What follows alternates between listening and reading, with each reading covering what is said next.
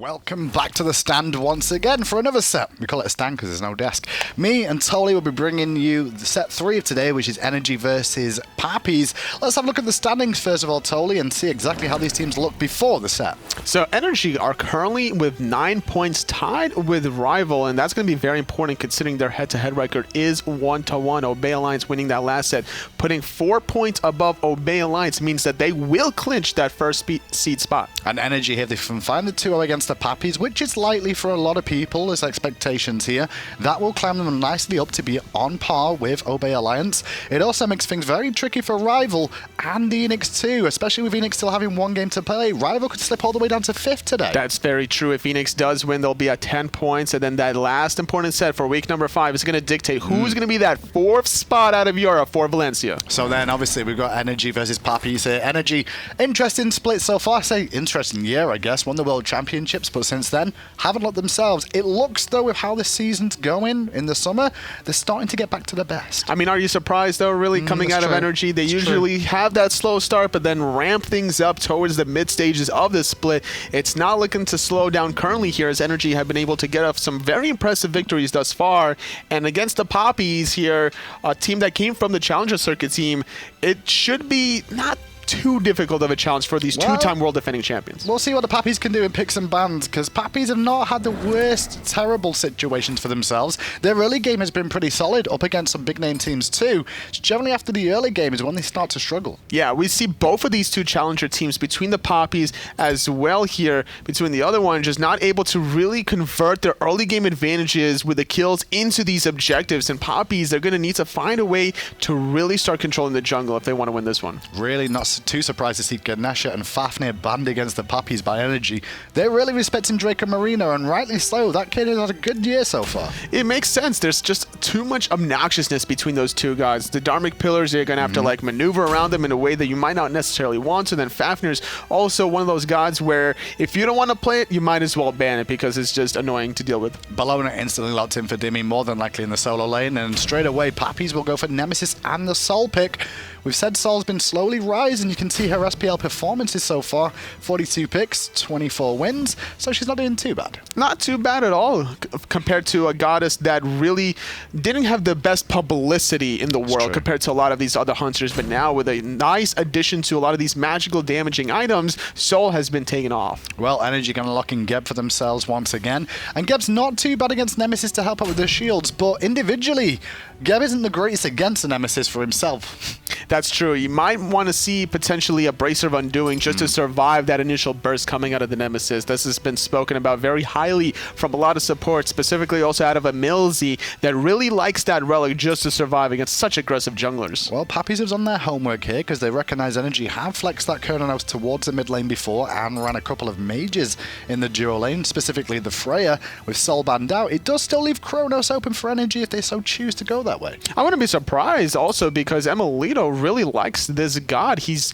made such an important impact for his team with his flexibility in that role to be able to go from the Chronos. But it's actually Papis locking both the Chronos and the Soul themselves. Stripping that away is interesting. It's going to be a lot of magical damage from those two on the side of Papis. Squishy though, overall is what I'm going to say. They've only really got some Wukong, who can tank on the front lines. But after that, there's not so much they've got. There's a ticking time bomb when you look at some Wukong not able to really get off the same impact. Once the 30-minute mark hits, some Wukong starts to diminish quite heavily in some of these team fights where a lot of these mages will start to get slightly more resilient based off of their base stats as well as maybe any sort of defensive items they pick up. So Amaterasu and Sun Wukong, both flexible to the solo lane, but one of them is going to be up against Bellona. I'm expecting Amaterasu support. Yeah, I'm expecting that as well because Amaterasu against Bellona in the solo lane doesn't have the prettiest of moments. Even if you do stop out her bludgeon with that silence, she will still outclear Amaterasu up until Amaterasu hits like about level 6 or 7, and there's a lot of poke potential that you can exploit onto Amaterasu before she gets her auras leveled up. Do we see Chronos in the mid lane here, Sol in the duo lane? Because I feel whichever composition, if we actually see Papis put the the Chronos into the duo lane, I thought they would lose push power is the reason I was mentioning it. So I'm not surprised to see Warchi playing the Sol instead.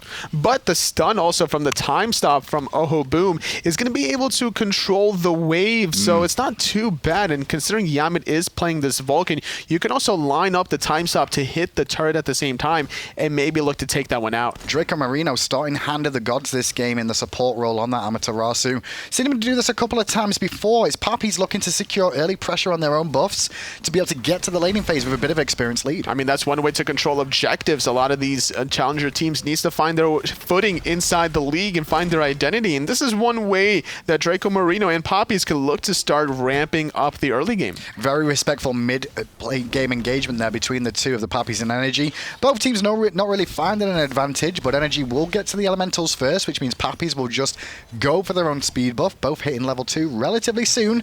And there you go, Adapting now going to swing over to the right-hand side for this wave, as is Dheylo. And I love what Adapting and NRG are doing to neglect their own speed and blue for a little bit. The whole point of this is to not only squeeze in this wave beforehand and forcing out Papis to deal with it, but this creates a little bit of a time gap between the two speed buffs. So now NRG can look to pick up their own speed and blue and then still have these buffs available while they look to invade Papis in about 2.5 minutes or 2 minutes worth of time. And without actually going into Papis' jungle to find out the timing of the speed buff, they can keep it on their blue buff timer now and know it's about a minute ahead, so a minute behind that of the speed buff for the Papis.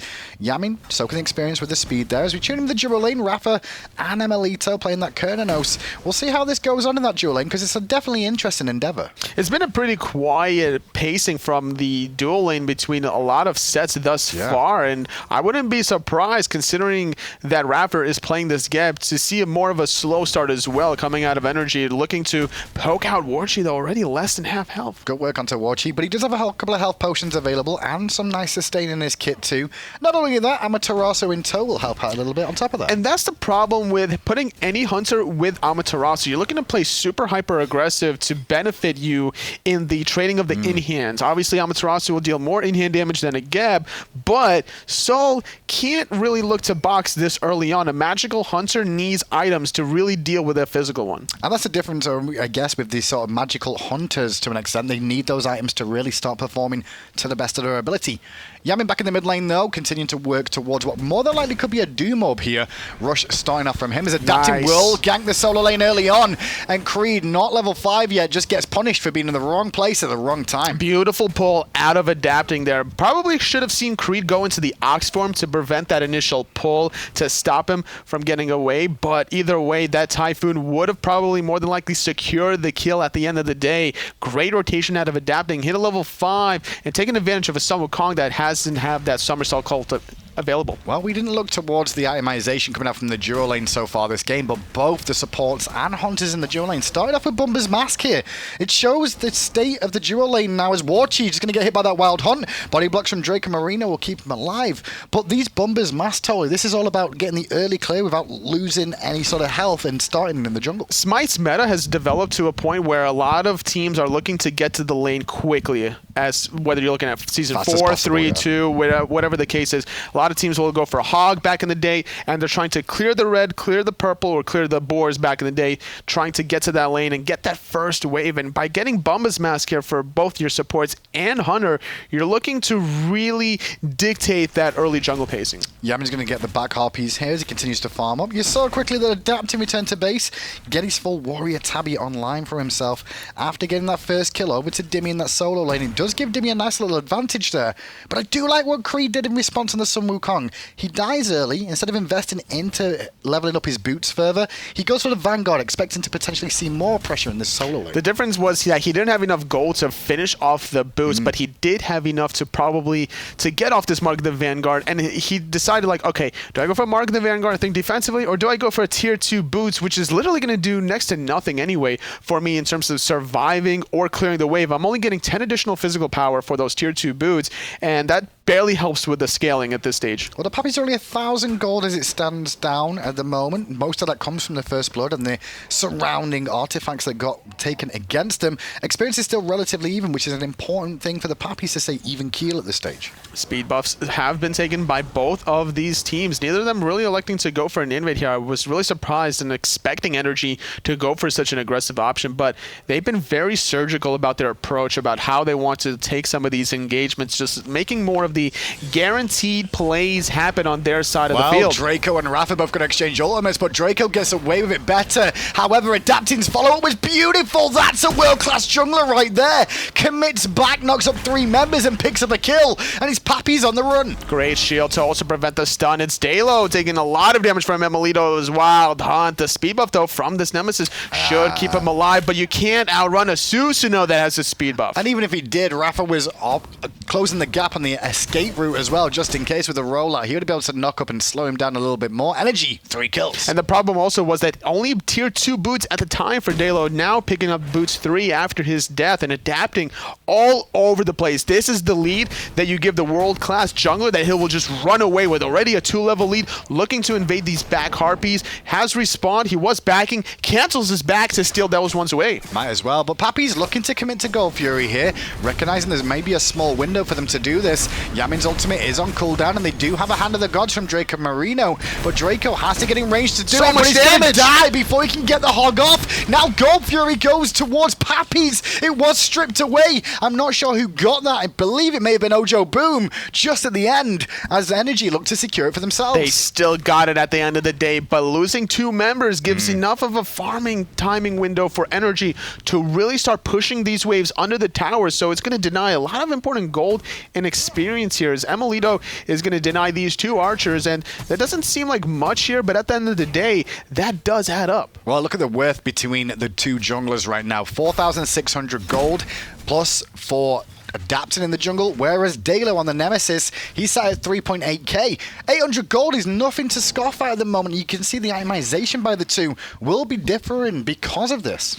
It's looking like it as well, going for what looks to be a shifter shield here, coming out of adapting, really wanting to get that physical power here, and for good reason. Susano scales really well with his abilities, especially that Storm Kata. iRaffer in the mid lane just farming up with Yammyn. His Creed going to take on Dimi in the solo lane, and it could be a little bit of pressure onto Dimi here with now Dheylo rotating in, but Dimi's not really panicking. He's still boxing out, wants to hold on to that Eagles rally, and does so well enough. Does eat quite a bit of poke, however. Yammyn and adapting were around the corner, which is why Dimi was so confident in taking that 1v2 skirmish. Dropping a ward, there is Creed right beneath his blue buff, but adapting and Yammyn are full health, and Dheylo isn't. Adapting doesn't care about anything right now, totally, with the players playing. You can see that turret from Yammyn just going to keep Creed at bay long enough for NRG to strip away the blue buff. emilitoo on the left won't be able to steal away Warchi's purple, but he will go hunting in the jungle for a little bit more, as iRaffer in mid is being engaged on yet again, but the Cataclysm time was beautiful this time round. Now with emilitoo rotating around the back, Dheylo may have seen him, but the balls are out. The ultimate from Yammyn is good. Adapting picks up the kill as Dheylo is forced out. Dheylo takes a lot of damage from that ultimate out of Yammyn, and yet again, NRG just 5-man collapsing in mid, recognizing when the pressure is happening from Papis.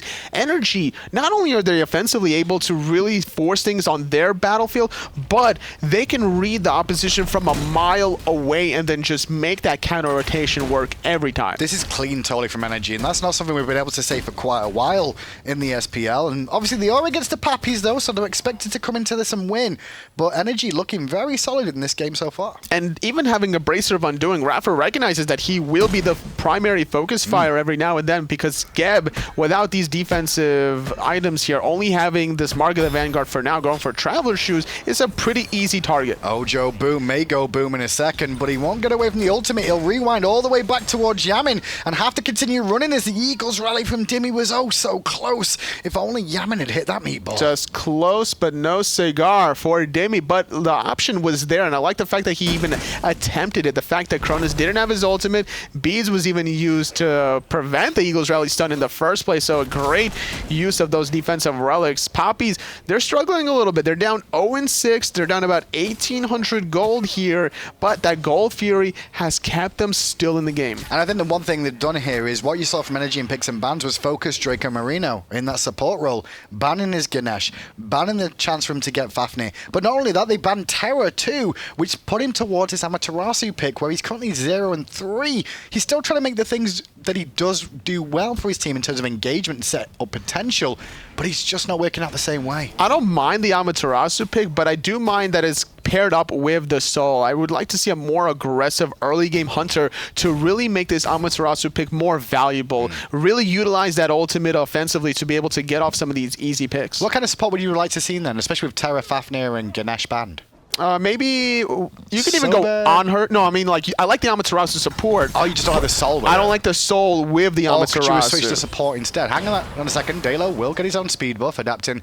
I'm happy about that for sure. He's going to place a very deep ward at the back Harpies. Look at the amount of vision and how deep these wards are from NRG. This is a sort of evolution of NRG, this split, where they're starting to actually show where their ward placements will be and how much of the map they're trying to control early on. iRaffer trying to zone out. Ojoboom right around the corner. Vulcan ultimate is gonna not connect because the Cataclysm was off the mark as well. Adapting just missed that pull by half a second. If it was a little bit earlier, I think we would have seen Ojoboom fall down, but Dimi's taking a lot more damage than he wants to. He has to disengage. Dheylo trying to swing around the back, but good work there from Adapting, and now emilitoo joins the fray. Trying to get off the Wild Hunt and will do so. Ojoboom goes boom indeed, and Adapting pulling out Dracomarino, but it's actually not enough to really confirm the kill, forcing Dheylo out of the action here, but no rotation from Warchi, and he's going to be able to really get this tier 1 tower on the left-hand side. Knowing there's no rotation, NRG looking to commit to the tier 1 tower in mid lane. 4 members strong, and with Dracomarino not having his ultimate available, there's not a whole lot he can do. Creed just wants his blue, and Dimi will not be able to strip it away this time. Luckily enough, there was just enough mana to get away. But he's able to poke out Creed long enough to force him back into base and use that teleport.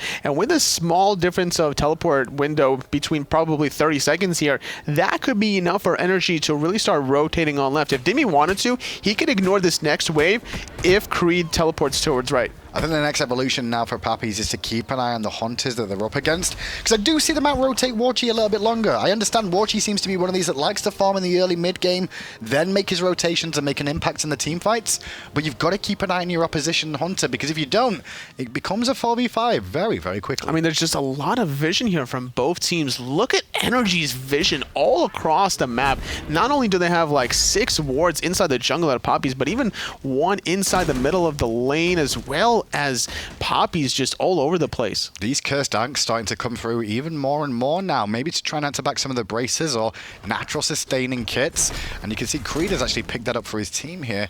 We'll see how this works out for them though, as NRG starting to set up around the goal view for the second time. First one they could have taken for themselves, but if it wasn't for Ojoboom, who caused so many problems, and stole it away. Adapting, doing a decent job here, poking out. Dheylo eats a little bit in return out of Ojoboom, but this is not comparatively enough at the same level. Reinforced Greaves and Gauntlet of Thieves really not enough to keep this support at a healthy level. Not gonna lie though, Toli, Papis only being 2,000 gold down is not bad considering they've lost 7 lives so far in this game. Absolutely. You would expect Papis to be even further behind, but the goal view did go the way of the Papis after they started it and then sacrificing Dracomarino. But the second one is going to really dictate which team is going to start swinging things in their favor. Biggest lead in the game right now is Adapting up against Dheylo. It's been a battle of the junglers so far today. Adapting currently with a 2-level lead, looking to potentially capitalize further on that up against Dheylo, who he's waiting for to start up this speed, and he knows exactly where he is. Meanwhile, Papis doing the gold. Oh, he's really waiting for that slice and dice. The Stormkata will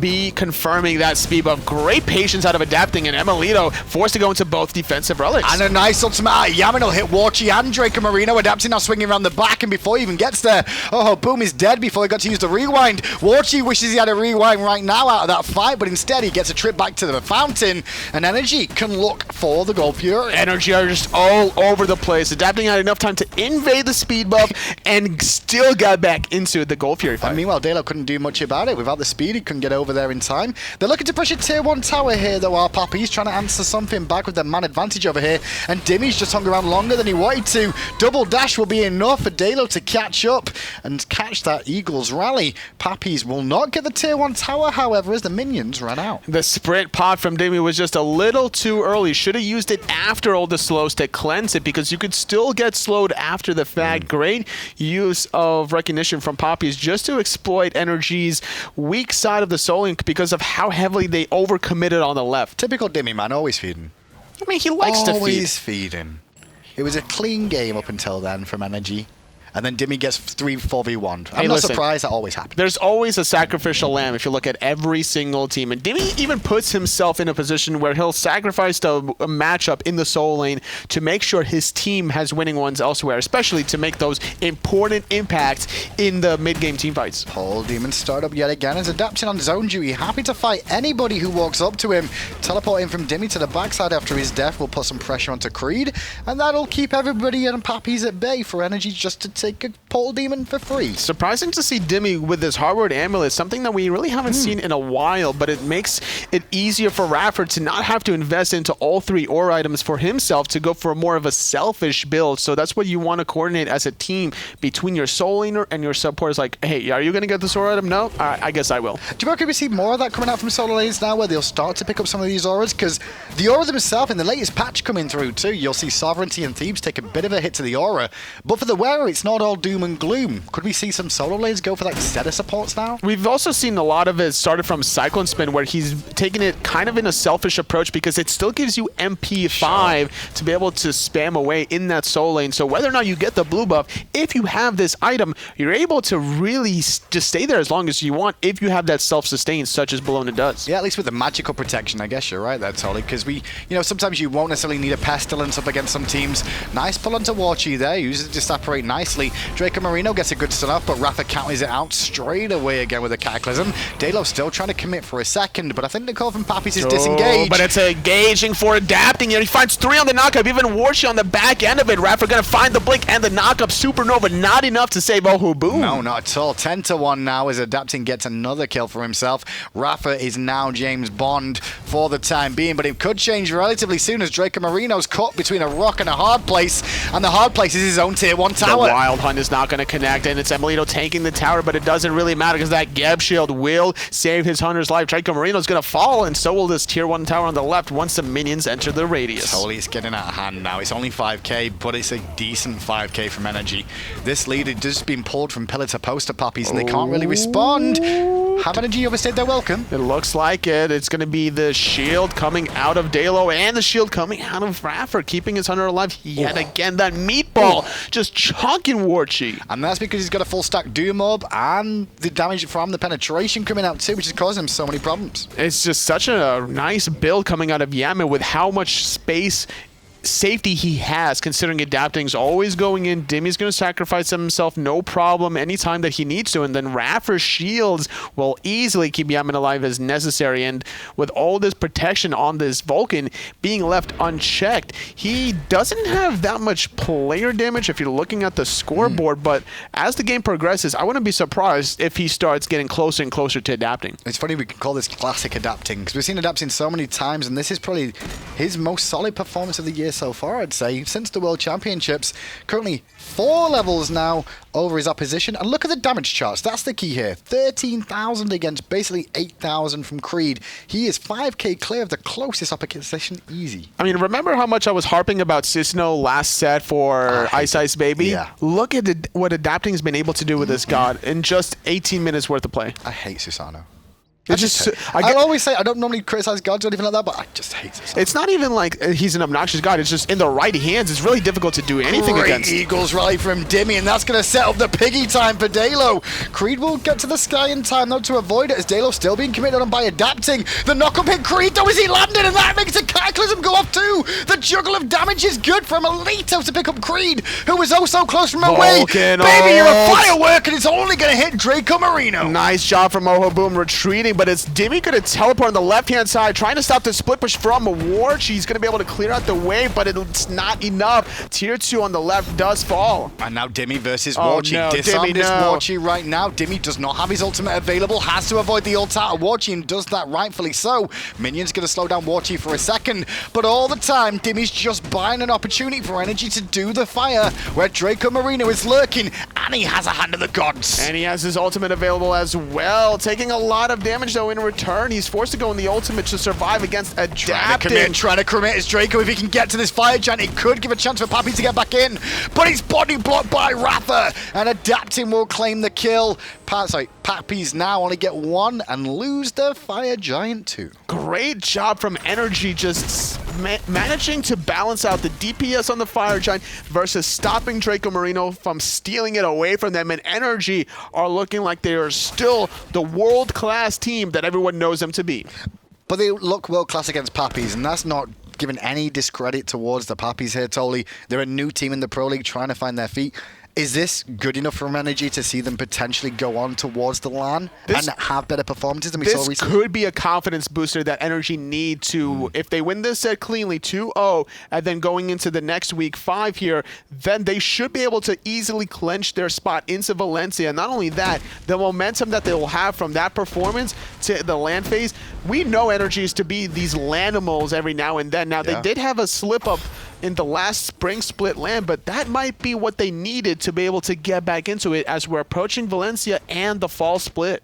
Well, NRG will get their Portal Demon for themselves as Papis answer back with a tier 1 tower on the right-hand side to keep that lane nice and even. And on the left-hand side, you can see emilitoo's trying to undo all the hard work Warchi has been putting into this lane by evening up the towers over here. He should definitely get this tier 1 and can start pressuring the tier 2 if he so chooses. emilitoo is not going to be leaving this lane anytime soon. Caster's Curse. See, that's always be safe because you never know. And I think he might commit for it if he doesn't realize the rotation coming, but he has an idea that maybe. I thought NRG were going to commit heavily onto mid or the soul lanes, which would allow emilitoo to look for the 1v1 against Warchi, not really wanting to push his luck, but will try to get away with his red buff. So if Papis do win a team fight here, if they get a decent team fight, Tolly, how many team fights do they need to get back into this now? Because this lead is starting to grow further and further at 21 minutes, and the experience difference, it's more than one team fight, Definitely right? more than one. I would say at least 3 from Papis to be able to slowly build their lead. But it also depends on what they get from one team fight. Because if they win one team fight and they get all the towers from NRG, then maybe they would only need 2 team fights after that point to be able to really start bringing the game back. Well, NRG are starting to group up down this left-hand side, recognizing the Fire Giant is around their waist for another minute and a half easy time.